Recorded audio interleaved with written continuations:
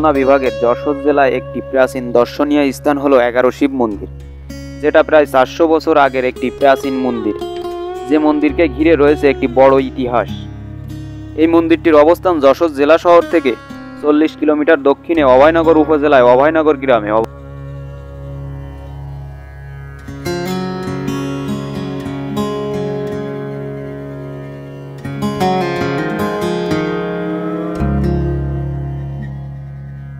এখানে আসতে গেলে সর্বপ্রথম যশোর জেলায় আসতে হবে এবং সেখান থেকে অভয়নগর বা নওপাড়া এবং সেখান থেকে এই স্থানটিতে চলে আসতে পারেন।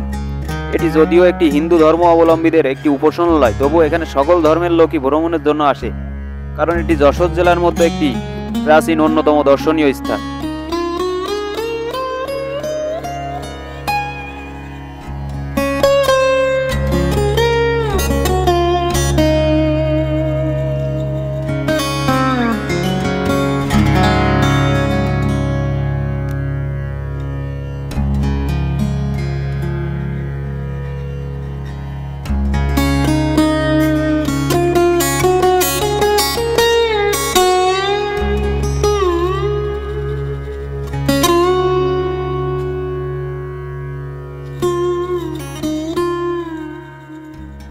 এখানে রয়েছে 11টি শিব মন্দির।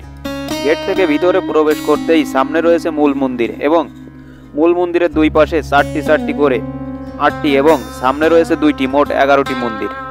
এখানে শুধুমাত্র মূল মন্দিরটিতে এখনও হিন্দু ধর্ম অনুসারে পূজা বা উপাসনা করা হয়। তাছাড়া বাকি 10টি মন্দিরই এখনও অকার্যকর অবস্থায় পড়ে রয়েছে।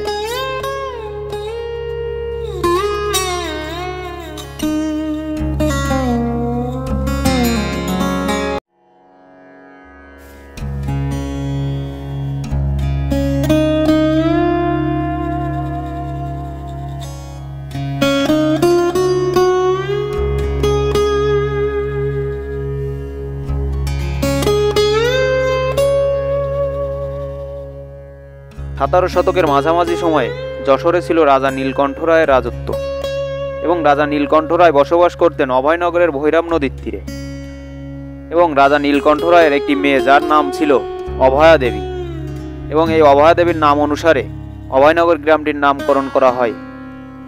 রাজা তার মেয়ের অভয়া দেবীর বিবাহ দেন নড়াইল জেলার জমিদারের ছেলে নীলম্বর রায়ের সাথে এবং বিবাহের কিছুদিন পর নীলম্বর রায় একটা রোগে আক্রান্ত হয়ে মারা যান এবং তখন হিন্দু ধর্ম অনুসারে পুনরায় বিধবা বিবাহ করার রীতি চালু না থাকায় অভয়া দেবী আর পুনরায় বিবাহ করতে পারে না। তখন তিনি সিদ্ধান্ত নেয় তিনি তার বাবার বাড়িতে ফিরে এসে তার বাকি জীবন পূজা অর্চনা করে কাটিয়ে দিতে চায়। তখন রাজা নীলকণ্ঠ রায় অভয়া দেবীকে পূজা অর্চনা করার জন্য এই 11টি শিব মন্দির তৈরি করে দেয়।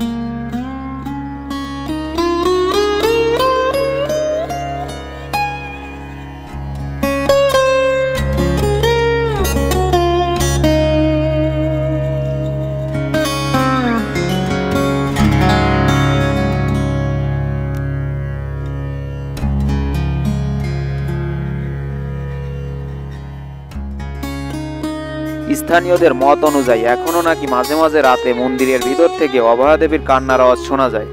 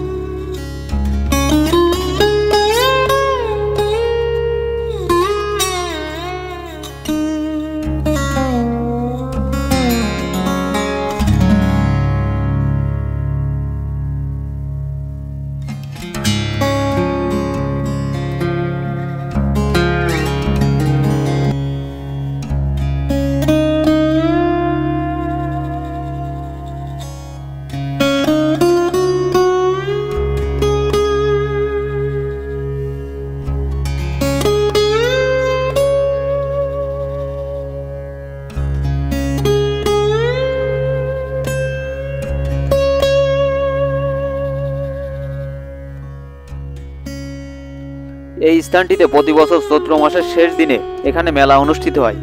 এই মন্দিরে একসময় 11টি কোষ্ঠী পাথরের মূর্তি ছিল, যা 1971 সালে মুক্তিযুদ্ধের পরবর্তী সময়ে 10টি মূর্তি চুরি হয়ে গেছে এবং এখনও পর্যন্ত একটি মূর্তি সুরক্ষিত আছে।